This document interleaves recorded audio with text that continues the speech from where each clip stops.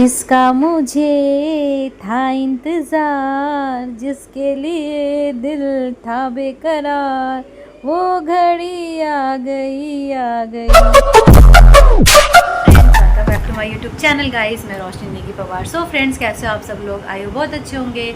और आज है 26 सितंबर, तो सुबह उठ गए हम लोग और पन्नू को भेज दिया स्कूल। आज उसका ईवीएस का पेपर है, तो फिर उसे अभी दोपहर तक आएगा, मतलब 11:30 तक छुट्टी होती है, तो आ जाएगा उसके बाद। तो चलो अभी पहले नाश्ता करते हैं और फिर चेक। तो आज के नाश्ते में है चाय, अंडा, पराठा और थोड़ी सी चटनी। दवाई मैंने खा ली है, अब बीपी चेक करेंगे। अपना काम भी स्टार्ट कर दिया है। अब 2 दिन का और वर्किंग होगा, उसके बाद छुट्टी, फिर करेंगे दोबारा से स्टार्ट। तो ये रहा आज का बीपी, ठीक है, गुड। तो कल रात को मैंने इनकी नेल पेंट रिमूव कर ली थी, दोनों हाथों की। तब मैं इसमें लगाऊंगी नेल पेंट। ये नेल पेंट का कलर है, ये लगाऊंगी। अन्नू आ गया। बड़े मजा ना। अब बता क्या कह रहा था?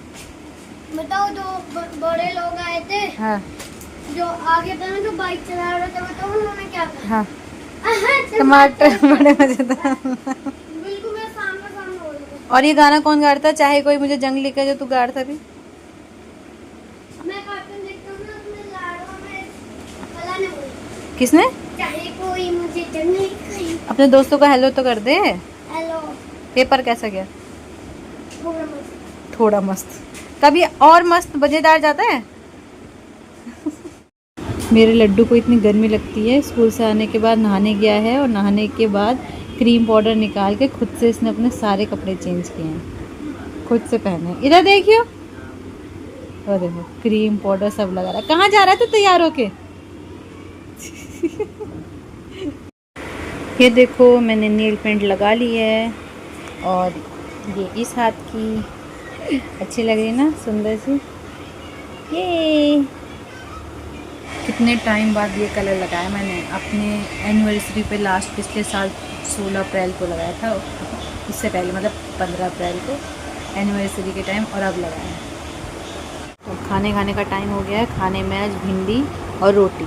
और ये देखो भिंडी लवा बिन बिनाता हुआ आ गया है, गंदा बच्चा। मैं खिला दूँ? मेरा खाना है पर ये।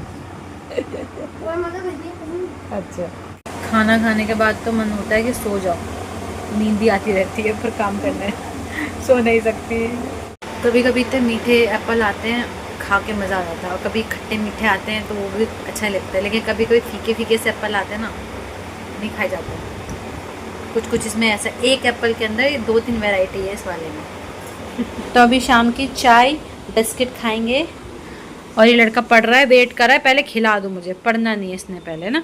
आज पता नहीं, ठीक है, आज पता नहीं गर्मी हो रही है, मुझे ही लग रही है स्पेशली।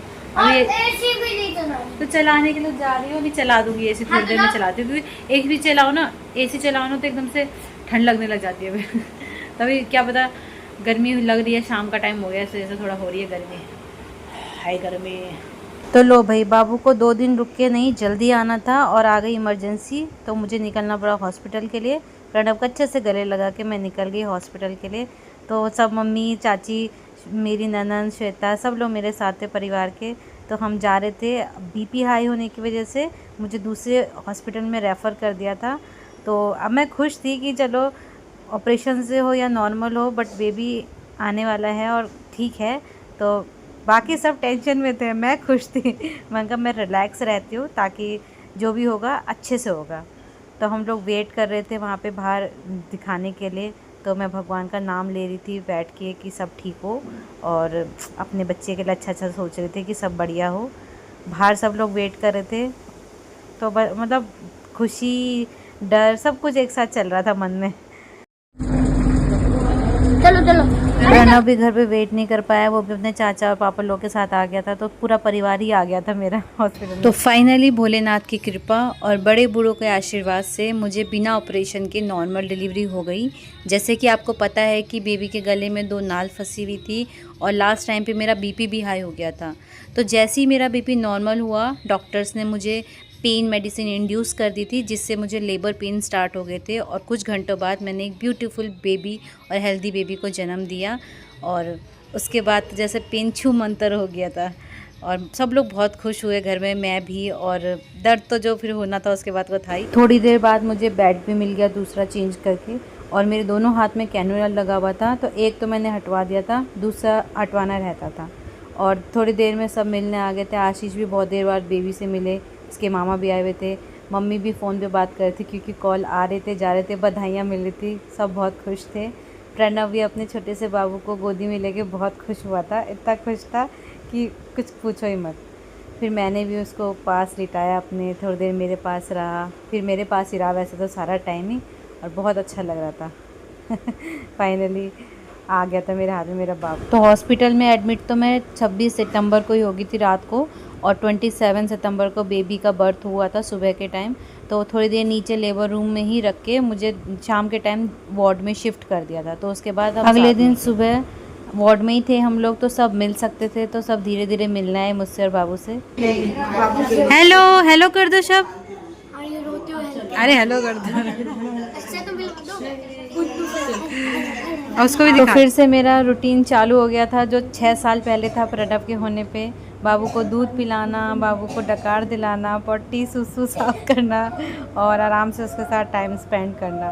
तो ये दोबारा से जी रही थी लाइफ। फिर उसके साथ जब खाली टाइम पे बैठ के बातें भी कर रही थी, बातें बना रही थी, देख रहा था मुझे बड़े प्यार से, मैं भी लगी रही। अच्छा लगता है ना ऐसे कि कोई हमारी बात सुन रहा है, रिप्लाई नहीं कर रहा, बस हमें देख रहा है कि आप क्या बोल रहे हो, क्या कहना चाह रहे हो हमसे। तो बहुत अच्छा लग रहा था मुझे। जब कोई भी नहीं होता था आसपास तो मैं उससे ऐसी बातें बनाती रहती थी। वो भी मुझे देखता था क्या पका रही मम्मा। अच्छा बोर हो गए मेरी बात से, बोर हो गए मैं बाबू। और आशीष ने पहली बार ही किसी बच्चे को पहली बार में ही पकड़ लिया था, वो भी बातें करने में लगे थे उसके। और साथ में लेके आए थे मेरे लिए खाना, और मैंने खाना खाने के बाद शाम के टाइम दूध पिया और पंजीरी खाई, और दवाइयाँ तो बस चल रही थी तीनों टाइम। तो आज मुझे हॉस्पिटल में चौथा दिन हो गया था और मेरा रूम भी चेंज हो गया था, और 4 दिन के बाद आज बाबू ने पॉटी करी है। हम कब से वेट कर रहे थे पॉटी का इसकी। और प्रणव कल मुझसे मिलने नहीं आया था, तो मुझे इसकी बहुत याद आ रही थी। मैं रो रही थी कि ये मुझसे आया नहीं मिलने और भूल गया मुझको। फिर आज इसके पापा इसको अपने साथ सुबह सुबह ले आए, और मैंने इससे बैठ के बातें करी बहुत सारी। मैंने इसको पूछियाँ दी, मैंने इसको बोला कि तुझे मेरी याद नहीं आई, मुझे तो तेरी बहुत याद आ रही थी। तो कह रहा था कि मम्मी याद तो आई थी लेकिन मुझे एंट्री नहीं मिली हॉस्पिटल के अंदर। तो आज सुबह सुबह ले आए तो दिन सही हो गया मेरा, मज़ेदार। और यहाँ पे पन्नू के पापा पता नहीं बाबू के कान में क्या लोरियाँ गा रहे थे, बेचारा सुट होके सुन रहा था, और मम्मी पन्नू का अलग ही चला था पीछे। तो शाम तक मेरा मन बहुत ज़्यादा उदास हो गया था क्योंकि मुझे छुट्टी नहीं मिल रही थी, और हॉस्पिटल में पड़े पड़े मुझे पूरे 5 दिन हो गए थे। डॉक्टर्स ने कहा कि शायद कल छुट्टी दें, और हाथ में जो कैनुला लग रहा था ये बहुत ज़्यादा दर्द कर रहा था। मैंने उनसे कहा हटा दो, उन्होंने कहा कल हटाएंगे। नेक्स्ट डे मैंने देखा मेरे बालों की हालत बहुत ज़्यादा ख़राब थी, बहुत ज़्यादा उलझे हुए थे। तो मम्मी ने कहा कि ला इन बालों को सुलझा दूँ। तो मम्मी ने धीरे धीरे कंघी से मेरे सारे बालों को सुलझा दिया, और इतने प्यार से सुलझाया कि मेरे बाल टूटे ही नहीं ज़्यादा। मतलब सुलझाने में थोड़े बहुत ही बाल टूटे थे, लेकिन पूरे बाल सुलझ गए अच्छे से। और उसके बाद मैं कैनुलर भी हटवा के आ गई थी, और हाथ में दर्द बहुत ज़्यादा था, सूजन भी बढ़ी हुई थी, पर कोई नहीं, हटवा दिया तो अब ठीक हो ही जाएगा जल्दी। फिर मैं वेट कर रही थी छुट्टी का, क्योंकि डॉक्टर ने बोला था कि आज छुट्टी मिल जाएगी आपको। तो बस अपना खाना पानी दवाई वगैरह लेके बैठी हुई थी कि बस आज छुट्टी मिले और घर जाओ। दोपहर का खाना खाने के बाद मैंने बाबू को रेडी कर दिया था, और उसके बाद मैं खुद भी रेडी हो गई थी क्योंकि आज हमारी होने वाली थी छुट्टी, और डिस्चार्ज के पेपर आशीष और श्वेता देख रहे थे, और मैं वेट करती जल्दी से घर जाऊँ। तो फाइनली छठे दिन मुझे मिल गई थी छुट्टी, और मुझे लेने आया था मेरा देवर गाड़ी में, और अब मैं जा रही हूँ अपने घर। तो बड़ी खुशी हो रही है। आज 1 अक्टूबर है और आज के दिन हमें छुट्टी मिल गया, हम फाइनली घर जाएंगे और घर में सब मिल पाएंगे, क्योंकि बहुत सारे लोग जैसे हॉस्पिटल में नहीं आ पाए थे मिलने के लिए बाबू से, क्योंकि वहाँ पे अलाउ नहीं हो रहा था आना, टाइमिंग वगैरह का इशू। तो फिर सभी घर पे वेट कर रहे थे बाबू का कि सब मिलेंगे, और मैं बड़ी खुश थी कि जल्दी से घर जाऊँ और घर पे आराम से अपने घर पे ही रेस्ट करूँ, क्योंकि यार हॉस्पिटल में इतना आराम नहीं होता, इतना मिल भी नहीं पाता कंफर्ट। तो अपने घर घर ही होता है, और घर में जाके आराम से खाओ पियो रेस्ट करो और मज़े करो। एंड मेरी पूरी प्रेगनेंसी जर्नी में और डिलीवरी के बाद और पूरा टाइम जो रहा है, मेरी फैमिली ने मुझे बहुत ज़्यादा सपोर्ट किया है। मतलब हर जगह पे वो सपोर्ट के लिए खड़े रहे थे, चाहे जो भी हो जाए, हर किसी ने इतने अच्छे से देखभाल करी है, ध्यान रखा है। तो मुझे बहुत अच्छा लगा कि ये टाइम सबसे ज़्यादा मुश्किल होता है एक औरत के लिए काटना, अगर उसका परिवार उसके साथ ना हो तो मेरे परिवार ने तो मुझे बहुत अच्छे से सपोर्ट किया कि मैं बड़ी खुश हूँ और खुश घर जा रही। तो फाइनली मैं और बाबू घर आ गए थे और घर आके मुझे बहुत अच्छा लग रहा था। और बाबू तो पहली बार ही आज घर में आया था, उसका प्रवेश आज है घर में और सब लोग वेलकम करने के लिए खड़े थे गेट पे। प्रणव भी आ गया था, मेरी सारी नंदें, चाची सास, ताई सास, तो सब लोग इकट्ठा हो गए थे। तो बहुत अच्छा लग रहा था कि अब बाबू की एंट्री हो गया और सब लोग वेट करते कि हम लोग गोदी में ले, खिलाएं इसको और जल्दी जल्दी मिल लें इससे। और गेट पे खड़े होकर थोड़ा बहुत इमोशनल हो गए थे सब खुशी दुख सब एक साथ ही था। और जैसा कि आपको पता ही है कि ये श्राद्ध का टाइम है, तो जो मेरा बेबी हुआ है वो श्राद्धों में हुआ है। तो ऐसा कहा जाता है कि जो बेबी श्राद्धों में होता है, जो बच्चा श्राद्धों में होता है, उस पर पूर्वजों का आशीर्वाद होता है, पूर्वजों के आशीर्वाद के साथ वो घर में आता है। तो बहुत खुश थे सब लोग कि घर में पूर्वजों के आशीर्वाद से एक बाबू आया है। और खुशी इसलिए भी थोड़ी ज़्यादा थी क्योंकि पिछले 1-1.5 सालों में हमारे घर में बहुत ज़्यादा परेशानियां रही हैं, इतना दुख झेला है सभी ने। तो मतलब ऐसी चीज़ें हुई हैं हमारे साथ पिछले 1-1.5 साल में जो हमने कभी सोची नहीं होंगे, अनप्रिडिक्टेबल हुई हैं और संभलने का ही मौका नहीं मिला, ऐसा सिचुएशंस हुई हैं। तो थोड़ा बहुत ये है कि उन चीज़ों से बाहर निकल के अब थोड़ी बहुत खुशी आई हैं घर में, तो उसी चीज़ का सेलिब्रेट करें कि कोई दुखों का तो टाइम था तो वो हमने झेला है, अब थोड़ा खुशी का टाइम है तो वो भी थोड़ा खुशी से रहें और उसको इंजॉय करें।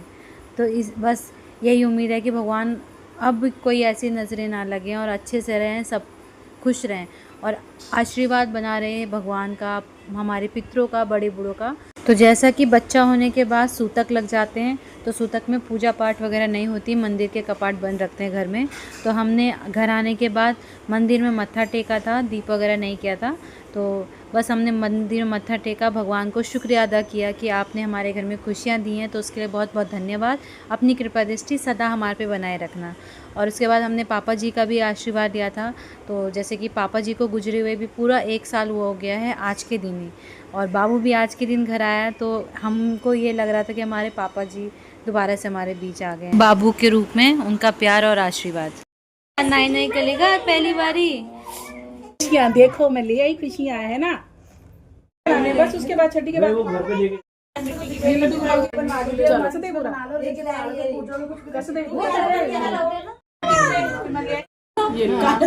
टीका लगा दिया ना, शायद मत्थे पे टीका लगा। तो अगले दिन 6 दिन हो गए थे बाबू को और हमारे यहाँ मनाई जाती है छठी। तो सभी घर में इकट्ठे हुए थे छठी मनाने के लिए बाबू के। मतलब छठी का मतलब ये होता है यहाँ पे कि जैसे 6 दिन तक बच्चों को पुराने कपड़े पहनाते हैं और छठी वाले दिन उसकी बुआ उनको नए कपड़े पहनाएगी, उनको काजल टीका लगाएगी, नज़र का टीका लगाएगी और उस दिन के बाद वो नए कपड़े डाल सकते हैं। और छठी वाले दिन हमारे यहाँ भै माता की पूजा की जाती है। भै माता जो बच्चों को हंसाती हैं, रुलाती हैं, खिलाती हैं, तो उनसे हम प्रार्थना करते हैं कि भगवान हमारे बच्चे को स्वस्थ रखें, हेल्दी रखें, और अगर कोई भूल चूक हो गई है हमसे तो उसके लिए हमें माफ़ी दें और अपना प्यार आशीर्वाद बनाए रखें। और उसके बाद मत्था टेका हमने और सभी लोगों ने घर में मत्था टेका, उनके आशीर्वाद लिया और उसके बाद खाना पीना हुआ घर में, सब लोगों ने खाना पीना खाया, बातें करी, तो खूब इंजॉय किया। और जब 26 तारीख को ये वीडियो बनाना स्टार्ट करी थी तब मैंने सोचा नहीं था कि इस वीडियो का एंड में बाबू की एंट्री के बाद ही कर पाऊँगी, क्योंकि जो उसकी ड्यू डेट थी ये उससे पहले ही हुआ था। तो बहुत खुश थी, चलो इसको मेरे से ज़्यादा जल्दी थी मुझसे मिलने की। सो फ्रेंड्स, आज का व्लॉग यहीं पे एंड करती हूँ। वीडियो पसंद आए तो वीडियो को लाइक करें, कमेंट करें, शेयर करें और अपना बहुत सारा प्यार बनाए रखें।